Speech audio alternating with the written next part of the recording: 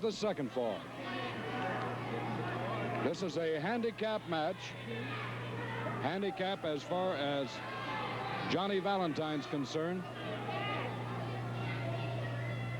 Guy Mitchell, the second of Valentine's two opponents for the evening. The first, Grabmire, Jim Grabmire of Springfield, Ohio, was defeated in 6.5 minutes.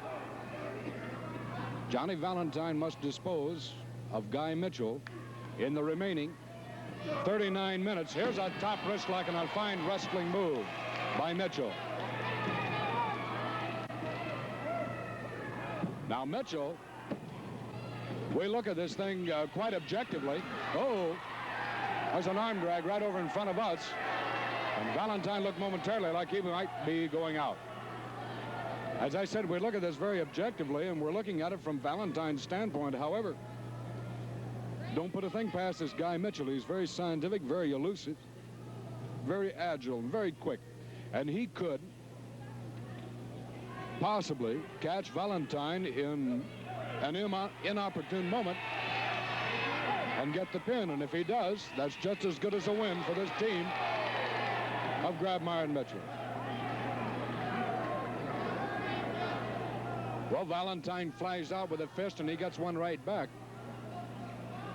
Mitchell shaking that hand just enough to sort of restore a feeling in it.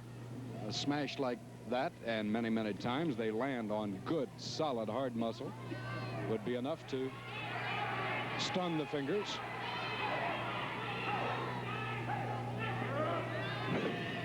Right by the seat of the trunks as Mitchell gets up on his feet for a tackle.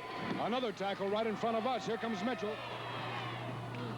Caught him almost at center ring. Mitchell saw it coming, but he couldn't stop. And Guy flies up off the canvas, detained by the referee, warning him to keep those fists open.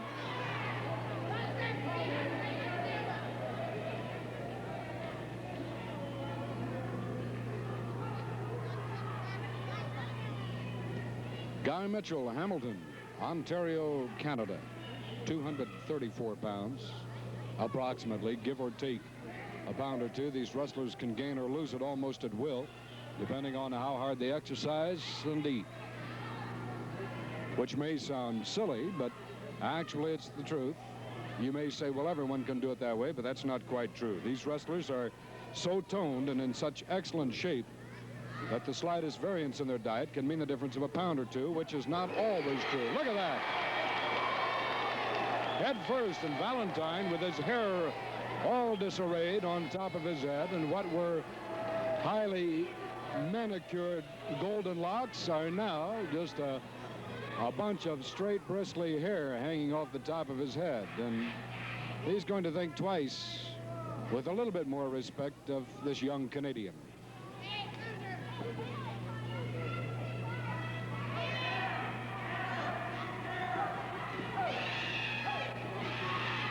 Johnny Valentine with real vicious assault.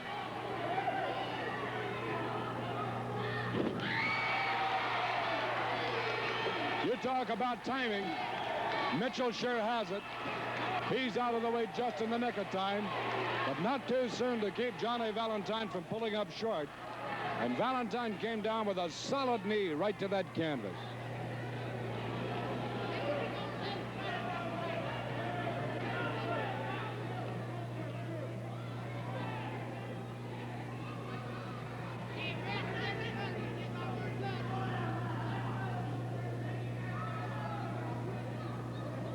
A fine arena crowd on hand. And they're watching a great match, handicap match. Johnny Valentine having already disposed of one opponent. No, oh, almost right in our lap. Monkey chasing Guy Mitchell all across the ring. Mitchell just a bit too fast for it.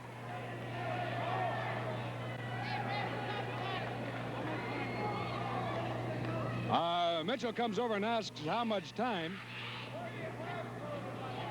9 minutes have transpired in the 45. Correction, 10.5 minutes transpired in the 45. A wrestler has the right at all times to know how much time has transpired in the match, and it's generally announced from ringside by the timekeeper. However, in this handicap match, the times are thrown off somewhat. And the wrestler is not really looking at the gross time. He was quite concerned with how much time has remained for him to match with his opponent. Oh, look at this. Misses again. Valentine's hand doesn't hit anything, but he's disturbed by the fact that he is being aggressively countered by a very capable opponent.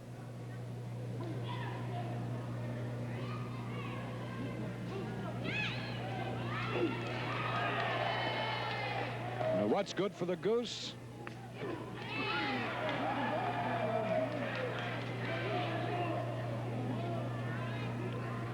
Hey, Mr. Valentine may have met one here, huh?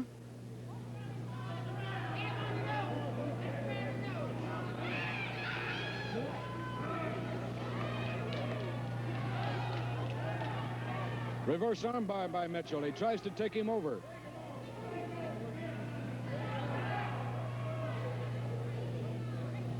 Mitchell turns him around now, has him in a conventional armbar. Gets Valentine head down. Look at this. And he's going to the shoulder.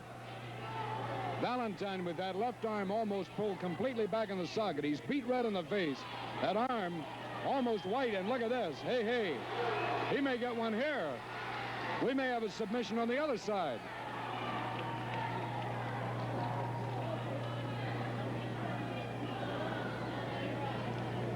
A fan saying, yelling at Mitchell, don't let him up. Valentine gets to his knees and finally gets a break by forcing his opponent into the ropes. Now let's see how clean it's going to be. Not two. The back of the neck as Mitchell, face down right in front of me, is head first right into the mat, and he is stomped viciously right in the mat. Again, his head flailed right back into the canvas. And again by Valentine as he's using the sole of the foot. And you notice no protest from the referee. It's entirely legal. This United States heavyweight champion is a vicious one. Mark my word.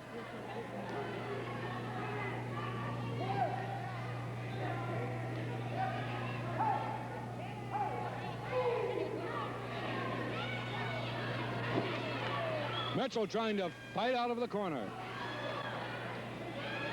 And Valentine coming back with side smashers of his own. Finally gives ground as both wrestlers will meet at center ring.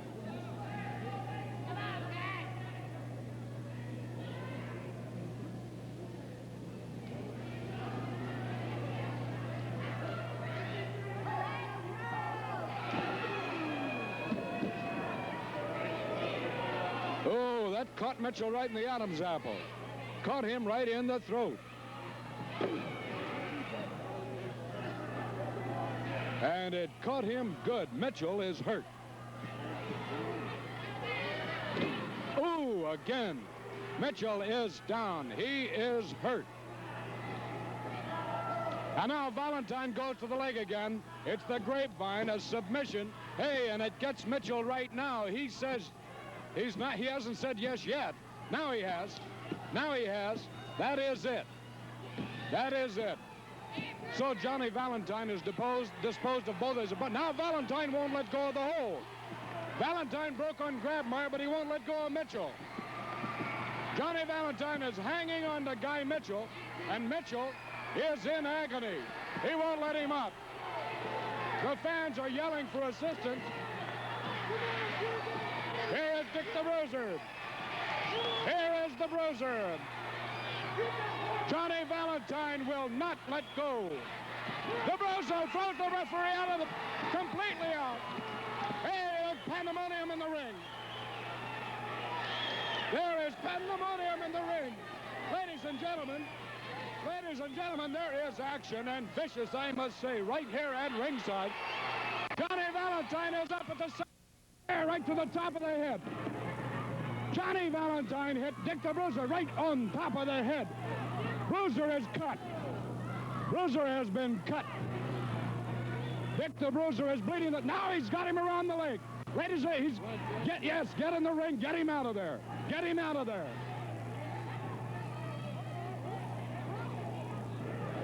Dick the Bruiser is bleeding profusely from the top of the forehead as a result of the pounding of that chair by Johnny Valentine. Valentine has that leg lock right around. He won't let go. Bruiser is bleeding profusely from the forehead.